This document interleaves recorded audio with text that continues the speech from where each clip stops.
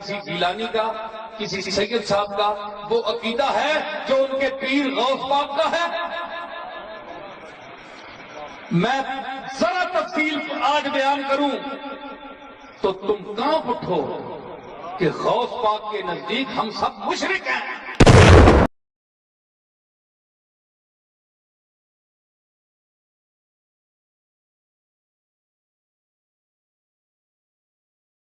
کسی گیلانی کا، کسی سید صاحب کا وہ عقیدہ ہے جو ان کے پیر غوث پاک کا ہے؟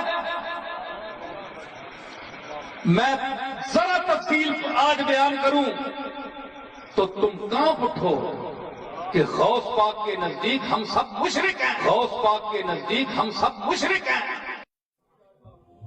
اللہ کی توحید میں آ جا، ان مردوں کو غوث آدم نہ سمجھ، جو اپنے کپڑے نہ اتار سکے، جو اپنا طہارت نہ کر سکے، جو اپنا غسل نہ کر سکے، جو بیوی روتی کو چپ نہ کرا سکے، جو روتے بچوں کو چپ نہ کروا سکے، ارے جو خود چل کر قبرستان نہ جا سکے، جو قبر کی مٹی میں اتر نہ سکے، جو اپنی قبر پہ مٹی ڈال نہ سکے، اتنے مجبور تھے کہ لوگوں کے کندھوں کے سوار ہو کر گئے تھے۔ وہ قبر میں داخل ہونے کے بعد سب سے بڑے مددگار کیسے بن گئے؟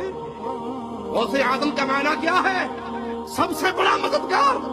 اور دھرتی پہ لوگوں سن لو، کائنات میں سب سے بڑا مددگار صرف ایک ہے، اور وہ نہیں ہے جو مر کے مٹی میں دفن ہو جائے، وہ ہے جو سب کو مارتا ہے، اسے موت۔ تم کہتے ہو ہمارا بابا انڈیا کا غریب نواز ہے، ارے اللہ کی قسم کائنات میں غریب نواز دو نہیں ہے، غریب نواز ایک ہے۔ اگر تمہارا یہ بابا غریب نواز ہے تو اللہ کو کیا کہو گے؟ ہم کہتے ہیں اللہ غریب نواز ہے۔ کیسے؟ دلیل مانگو ہم سے۔ وہ مالی کہتا ہے انتم الفقراء، تم سارے غریب ہو، تم سارے فقیر ہو، تم سارے مانگتے ہو۔ نبی، ولی، علی، غوث، قطب جو تم نے بنا رکھے ہیں، اپنے بزرگوں کو نام دے رکھے ہیں غوث و قطب کے، سنو یہ سب اللہ کے در کے فقیر ہے، سوالی ہے، منگتے ہیں۔ غوث آدم غریب النواز، بندہ نواز، بندہ پرور، داتا اپنے عرش پہ ہے، وہ دھرتی میں دفن نہیں ہوا۔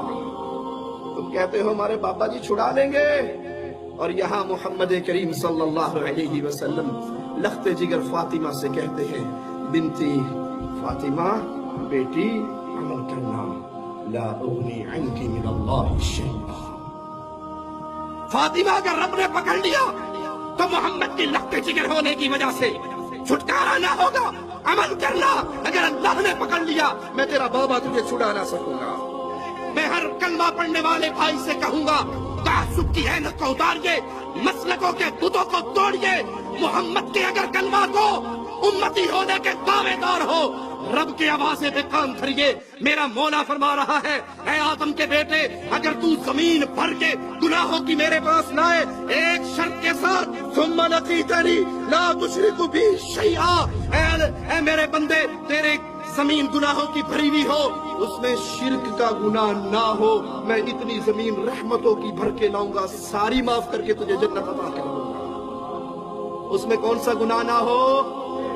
کون سا گناہ نہ ہو؟ شرک کو تو انہوں نے ہوا بنا لیا، ہوا نہیں بنایا، یہ مالک بنا رہا ہے۔ زنا معاف ہو سکتا ہے، چوری معاف ہو سکتی ہے، قتل معاف ہو سکتا ہے، دنیا کے سارے گناہ معاف ہو سکتے ہیں۔ یا علی مدد معاف نہیں ہو سکتا، یا رسول اللہ مدد معاف نہیں ہو سکتا، یا حسین مدد معاف نہیں ہو سکتا، یا فاطمہ مدد معاف نہیں ہو سکتا۔ اللہ کے علاوہ کسی اور کو سجدے، رکوع، طواف، نظر، ذبح، قربانی معاف نہیں ہو سکتے۔ اس کے علاوہ اللہ جو چاہے گا معاف لے۔ شرک سے دامن کو بچا لے، ان مولویوں کے جنگل میں نہ پھنسے جو کہتے ہیں جی نہیں نہیں۔ وہابیوں نے ویسے گمراہ کیا ہوا ہے، شیطان مایوس ہو گیا ہے، اس امت میں شرک نہیں ہو سکتا، اس امت میں شرک نہیں ہو سکتا۔ اور شرک اس امت میں اتنا ہے اللہ کی قسم، اتنا شرک ہے اس امت میں اللہ کی قسم، دلائل کی بنیاد پہ کہتا ہوں کفار مکہ کو مار دے چکے ہیں۔ کفار مکہ کو اگر وہ پتھروں کو پوچھتے تھے، میں نے پچھلے درس میں ذکر کیا تھا، 12 گھؤں کے اندر بجلی کا ایک پول لگا ہوا ہے، اس پہ بڑا سارا بینر لگا ہوا ہے، بورڈ لگا ہوا ہے، پیر کھمبے شاہ، اس پہ کاغذ باندھے جاتے ہیں، دھاگے باندھے جاتے ہیں، کپڑے باندھے جاتے ہیں۔ ارے کیا بتا سکتے ہو کفار مکہ نے کسی کھمبے شاہ کو پوجا ہو؟ وہ تو ان بتوں کی بھی نسبت اللہ کے اولیاء کی طرف کیا کرتے تھے۔ آج شرک کی کیفیت یہ ہے کہ مرید اپنے پیر کے سامنے کھڑے ہو گئے، پیر کاما والی سرکار کے سامنے کھڑے ہو کر کہہ رہے ہیں یہ بندے جو آئے ہیں یہ تیرے بندے ہیں، اللہ کے نہیں۔ انا للہ و انا الیہ راجعون۔